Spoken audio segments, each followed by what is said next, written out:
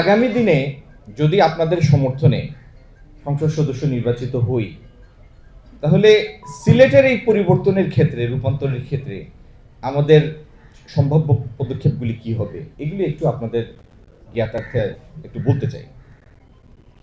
সিলেটে আমাদের অর্থনীতি যেভাবে এখন চলছে, এই অর্থনীতির কম্পোনেন্টগুলির সবচেয়ে বড় দুর্বলতা হচ্ছে এগুলির কর্মসংস্থান সৃষ্টির ক্ষমতা খুব কম। আমাদের যতগুলি পাথর কোয়ারি ছিল, বালুমহল ছিল, এখানে বেশ কিছু শ্রমিক কাজ করতেন। আচ্ছা,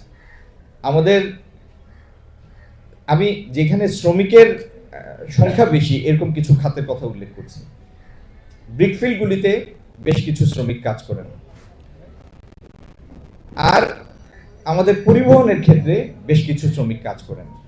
কিন্তু কোনো একক এন্টিটিতে 2-3 হাজার শ্রমিক নিয়োগ দেয়া এরকম একটা প্রতিষ্ঠানও সিলেটে নেই। স্বাধীনতার 55 বছর পরে আমরা বিসিকের ক্ষুদ্র কুটির শিল্পের বাইরে এক খাদিম সিরামিক ছাড়া আর কোনো মিডিয়াম সাইজেরও কোনো শিল্প প্রতিষ্ঠা করতে পারেনি। সেই জন্য আজকে যারা সিলেট থেকে কলেজ ইউনিভার্সিটি পাশ করে যে সমস্ত ছেলেমেয়েরা বের হন, ছেলেরা ডেসপারেটলি চেষ্টা করেন দেশ ছেড়ে চলে যেতে, অথবা ঢাকা চট্টগ্রামে যেতে হবে চাকরি করার জন্য। মেয়েদের ক্ষেত্রে এই অবস্থাটা আরও জটিল, এদের বিয়ের জন্যই অপেক্ষা করা লাগে, কারণ ঢাকা চিটাগংয়ে বেশিরভাগ পরিবারে যেতে দিবে না একা। তো এই আপনারা যদি কেউ আমাদের শ্রমজীবী মানুষের হাল দেখেন, এই যে ব্যাটারি চালিত রিক্সা বন্ধ হয়েছে, অথবা সিএনজির উপরে যখন প্রশাসন একটু চাপ প্রয়োগ করে, এরা অসহায় হয়ে জিজ্ঞেস করে আমাদের একটা বিকল্প কাজ দেন, সেই কাজে আমরা যাই। সেই বিকল্প কাজ সিলেটে নাই। আপনারা যদি সকাল 8টার আগে উপশহর এবিসি পয়েন্টে যান অথবা আম্বরখানায় যান, আম্বরখানা ট্রাফিক সিগন্যালে দেখবেন প্রতিদিন 100-200 করে লোক বিভিন্ন পয়েন্টে দাঁড়ানো থাকে, মহিলা সহ। অর্ধেক কাজ হয়, অর্ধেক কাজ ফেরত, সবাই হচ্ছে দিনমজুর।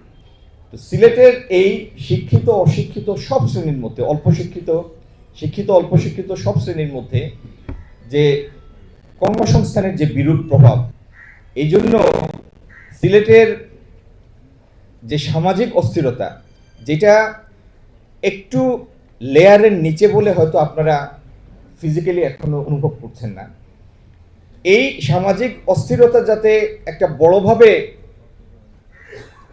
বিস্ফোরিত না হয়, এবং আমাদের যারা ওয়ার্কিং এজ পপুলেশনে ঢুকে, এবং আমাদের যে পাইলড আপ আনএমপ্লয়েড তরুণ যুবক, এদের সবার স্বার্থে, সিলেটের স্বার্থে আমাদের আগামী দিনের অগ্রাধিকার হবে যে আমরা সরকারি নীতি সহায়তা দিয়ে এই সিলেটে উদ্যোক্তাদের শিল্পায়নে উদ্বুদ্ধ করব, এবং শিল্পায়নের মাধ্যমে শিক্ষিত অল্প শিক্ষিত তরুণ যুবক সবার জন্য কর্মসংস্থানের একটা বড় খাত উন্মুক্ত হবে।